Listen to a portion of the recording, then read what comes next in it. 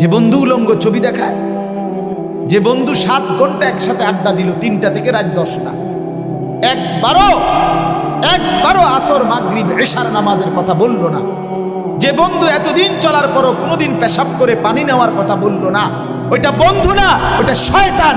শয়তান, এটা শয়তান, আরে এটা শয়তান, এটা ইবলিস। এটা যে তোরে উলঙ্গ ছবি দেখায়, যে তোরে মদের আড্ডা চিনাইলো, যে তোরে নারীর আড্ডা চিনাইলো, যে তোরে জিনা ব্যভিচারের আড্ডা চিনাইলো, যে তোরে জুয়ার আড্ডা চিনাইলো, যে তোরে পেশাব করা খারাইয়া মুতা শিখাইলো, ওই জানোয়ার, ওই বন্ধু না, শয়তান। শয়তান, শয়তান, শয়তান, ওইটাই শয়তান। শয়তান চিনো না তুমি? এইটাই শয়তান।